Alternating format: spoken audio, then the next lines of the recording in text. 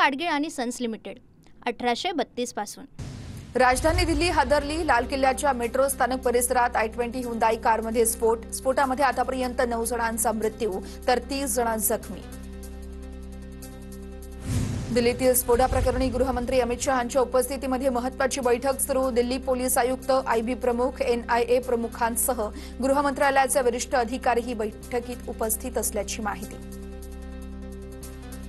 दिल्लीतील कार स्फोटाप्रकरणी उद्या महत्त्वाची बैठक होणार। पंतप्रधान मोदींच्या अध्यक्षतेखाली बैठक पार पडणार। स्फोट प्रकरणातील तपासासंदर्भात माहिती दिली जाणार। पंतप्रधान मोदी सध्या भूतान दौऱ्यावर।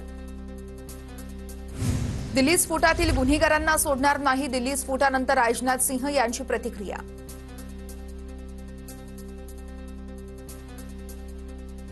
केंद्रीय गृहमंत्री अमित शहांकडून स्फोट झालेल्या घटनास्थळाची पाहणी तर LNJP रुग्णालयामध्ये जात अमित शहांकडून जखमींची विचारपूस। स्फोटात अमोनियम नायट्रेट, फ्यूल ऑइल तसेच डेटोनेटरचाही समावेश असल्याची माहिती। प्राथमिक तपासात माहिती उघडकीस।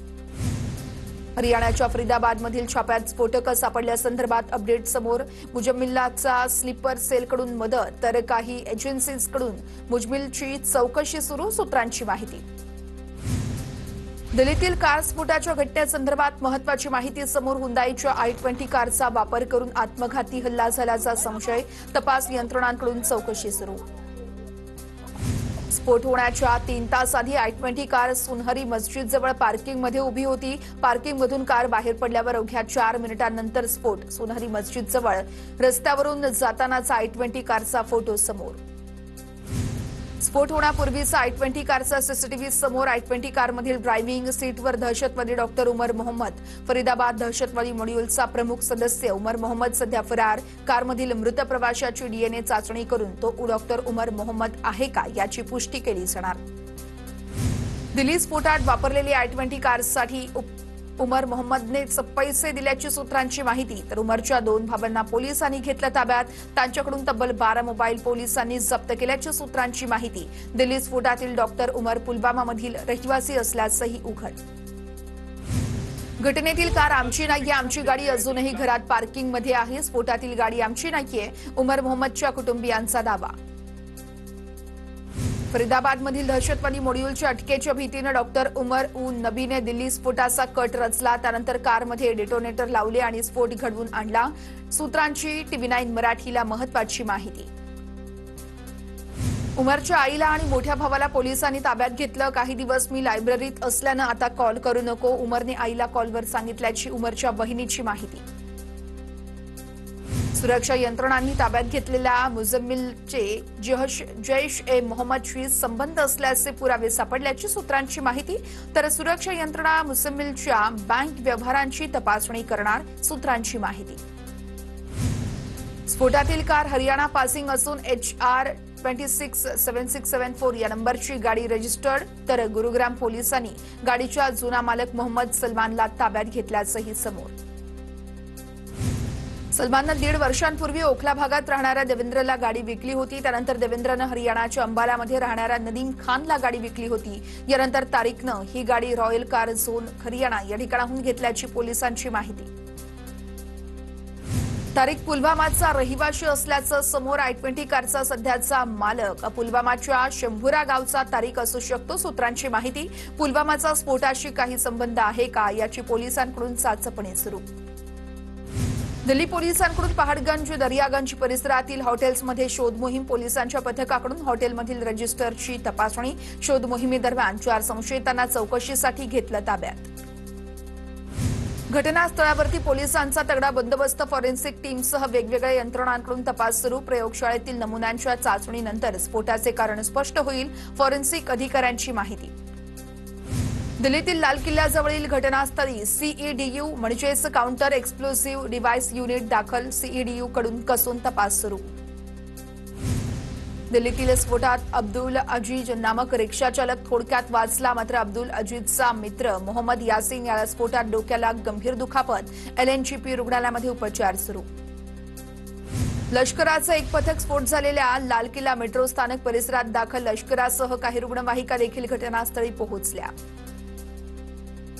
दिल्ली स्फोट प्रकरणी UAPA अंतर्गत गुन्हा दाखल. स्फोटक कायद्याच्या विविध कलमांखाली कोतवाली पोलीस ठाण्यात गुन्हा. दिल्ली पोलिसांची माहिती. दिल्ली स्फोटातील 2 मृतांची नावं समोर. अशोक कुमार आणि अमर कटारिया अशी मृतांची नावं. 34 वर्षीय अशोक कुमार उत्तर प्रदेशातील रहिवासी तर 35 वर्षीय अमर कटारिया दिल्लीतील रहिवासी. लाल किल्ला मेट्रो स्टेशनचा गेट क्रमांक 1 आणि 4 पुढील सूचना मिळेपर्यंत बंद राहणार. पोलिसांकडून घटनेचा संपूर्ण तपास सुरू. सुरक्षा यंत्रणांच्या फॉरेन्सिक टीमची घटनास्थळापासून 100 मीटर अंतरावर तपास. फॉरेन्सिक टीमला स्फोटात मरण पावलेल्या व्यक्तींचे मानवी अवशेष सापडले. फॉरेन्सिक टीम ही अवशेष तपासासाठी ताब्यात घेतल्यात आल्याची माहिती. दिल्ली पोलीस आणि सुरक्षा यंत्रणांनी बदरपूर सीमेपासून लाल किल्ल्यापर्यंतचे सर्व सीसीटीव्ही तपासले. विविध ठिकाणच्या सीसीटीव्हीच्या आधारे 13 जणांची चौकशी सुरू. सूत्रांची माहिती. दिल्लीमध्ये I-20 कार कुठून आली? सीसीटीव्ही मॅपिंग सुरू. कार लाल किल्ल्यावर कशी पोहोचली याची देखील सीसीटीव्ही मॅपिंग सुरू. दिल्ली पोलिसांच्या विशेष पथकाकडून मार्गाचं सीसीटीव्ही मॅपिंग सुरू. दिल्लीतील लाल किल्ला मेट्रो स्टेशन परिसरात मोठा बंदोबस्त. कार स्फोट झालेल्या घटनास्थळी रॅपिड ऍक्शन फोर्सचे जवानही तैनात. नागरिकांची गर्दी होऊ नये म्हणून खबरदारी. मुख्यमंत्री फडणवीसांकडून पोलीस यंत्रणांना सतर्क राहण्याचे आदेश. फडणवीसांकडून सर्व यंत्रणांना अलर्ट मोडवर राहण्याच्या सूचना. RDXचा साठा सापडल्यानंतर फडणवीसांनी वरिष्ठ पोलीस अधिकाऱ्यांची बैठकही घेतली.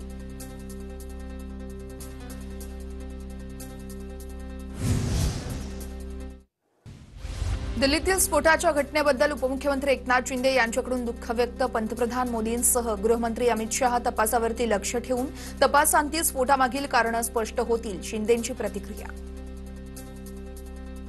दिल्लीतील स्फोटानंतर शरद पवार यांचंही ट्विट. लाल किल्ला परिसरात स्फोटात झालेली जीवितहानी दुःखद असून मृत्युमुखी पडलेल्या निष्पाप नागरिकांना भावपूर्ण श्रद्धांजली अर्पण करत असल्याचं ट्विट हे शरद पवार यांच्याकडून करण्यात आलंय. कार स्फोटाची घटना हा देशावरील भ्याड हल्ला. त्याचा निषेधच. लोकांना सुरक्षा देण्यात केंद्र सरकार आणि दिल्लीतील सरकार अपयशी ठरलंय. काँग्रेस नेते नाना पटोलेंची प्रतिक्रिया. दिल्ली स्फोटानंतर देशातील सर्व विमानतळांवरती सुरक्षा वाढवण्यात आली. प्रवाशांना विमान प्रस्थानाच्या किमान 3 तास आधी विमानतळावरती पोहोचण्याच्या सूचना. दिल्ली घटनेनंतर सिद्धिविनायक मंदिर परिसरातील सुरक्षेतही वाढ. मंदिरात येणाऱ्या भाविकांची तपासणी. सिद्धिविनायक मंदिर प्रशासनाकडून सुरक्षेसंदर्भात आढावा. दिल्ली स्फोटानंतर मुंबईच्या गेटवे ऑफ इंडिया आणि लाल ताजमहाल या हॉटेल परिसरामध्ये सुरक्षा वाढवली. गेटवेच्या परिसरात येणाऱ्यांची पोलिसांकडून कसून तपासणी. मुंबईतील छत्रपती शिवाजी महाराज टर्मिनस परिसरामध्ये सुरक्षेत वाढ. प्रवाशांकडील सामानाची कसून तपासणी सुरू. मुंबईतील इतर महत्वाच्या रेल्वे स्थानकांवर देखील सुरक्षेत वाढ.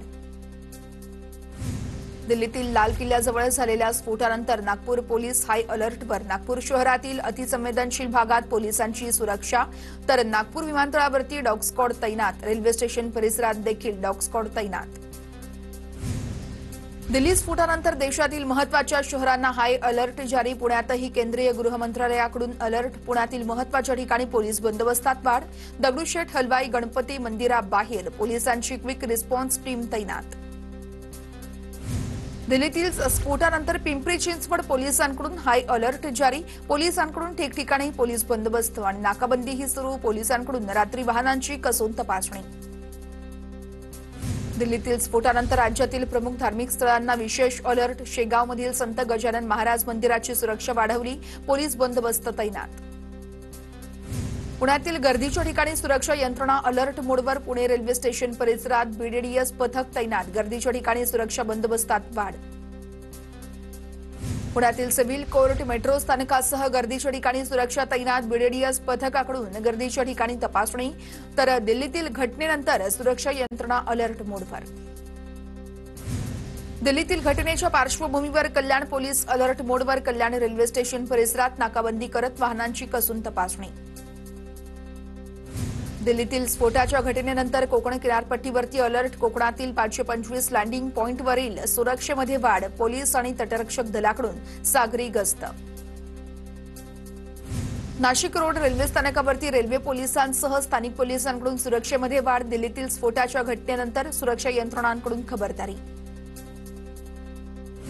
दिल्लीतील स्फोटानंतर राज्यभरातील धार्मिक स्थळांवरील सुरक्षेत वाढ. शिर्डीतील साई मंदिर परिसरामध्ये अतिरिक्त सुरक्षा तैनात. पोलिसांकडून वाहनांची कसून तपासणी. काल झालेल्या स्फोटानंतर लाल किल्ला बंद राहणार 3 दिवस, तर 13 नोव्हेंबरपर्यंत लाल किल्ला बंद राहणार असल्याची माहिती. स्फोट प्रकरणानंतर 3 जण पुलवामा पोलिसांच्या ताब्यात. आमिर तारिक आणि उमर पुलवामा पोलिसांच्या ताब्यात. तिघांची पुलवामा पोलिसांकडून चौकशी सुरू. दिल्लीतील स्फोटाच्या पार्श्वभूमीवर तुळजाभवानी मंदिरामध्ये हाय अलर्ट. मंदिरात जाण्यापूर्वी स्कॅनर मशीनच्या माध्यमातून भाविकांच्या बॅग आणि पर्सची तपासणी. बिहार विधानसभा निवडणुकीच्या अंतिम टप्प्यासाठी आज मतदान. सकाळी 11 वाजेपर्यंत दुसऱ्या टप्प्यात 31.38% मतदानाची नोंद. 122 विधानसभा मतदारसंघातील 45,399 मतदान केंद्रांवरती मतदान सुरू. ज्येष्ठ अभिनेते धर्मेंद्र यांच्यावरती मुंबईतील ब्रीच कँडी रुग्णालयामध्ये उपचार सुरू. धर्मेंद्र यांना व्हेंटिलेटरवर ठेवण्यात आल्याची माहिती. दोन्ही मुलींना अमेरिकेतून भारतात बोलावलं. माझ्या वडिलांची प्रकृती स्थिर असून त्यांच्या प्रकृतीत सुधारणा होतीये. त्यांच्या मृत्यूची बातमी चुकीची असल्याचं ज्येष्ठ अभिनेते धर्मेंद्र यांची मुलगी ईशा देओल यांची आपल्या इन्स्टाग्रामवरती पोस्ट.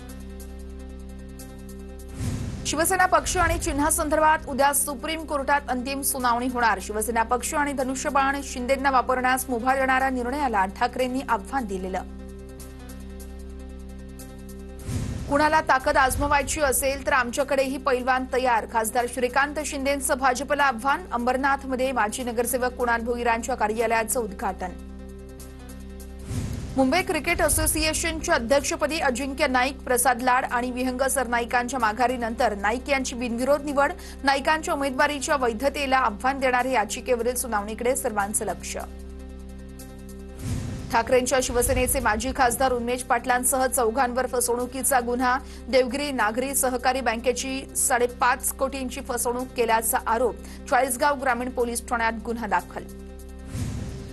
चंद्रपूरच्या बल्लारपूर शहरामध्ये भाजपचा महिला मेळावा. तर नगर परिषद निवडणुकांच्या पार्श्वभूमीवरती मेळाव्याचं आयोजन. पुन्हा एकदा भाजपचा झेंडा फडकवण्यासाठी निर्धारानं मैदानात उतरा. सुधीर मुनगंटीवार यांचं कार्यकर्त्यांना आवाहन. यवतमाळमध्ये शरद पवार पक्षाला मोठा धक्का. शरद पवार पक्षातील यवतमाळच्या माजी सभापती अरुणा गावंडेंचा शिवसेना शिंदे गटात पक्षप्रवेश. पालकमंत्री संजय राठोड, पराग पिंगळे यांच्या उपस्थितीमध्ये पक्षप्रवेश संपन्न. पिंपरी चिंचवडमध्ये आरक्षण सोडतीदरम्यान सामाजिक कार्यकर्ते मारुती भापकर यांचा गोंधळ. निवडणूक बॅलेट पेपरवर घ्या अशी मागणी भापकर यांनी निवडणूक अधिकाऱ्यांना केली. जहाल नक्षलवादी वर्गेश उईकांचं गोंदिया पोलिसांसमोर आत्मसमर्पण. वर्गेश याच्यावरती 3,50,000 रुपयांचं बक्षीस होतं.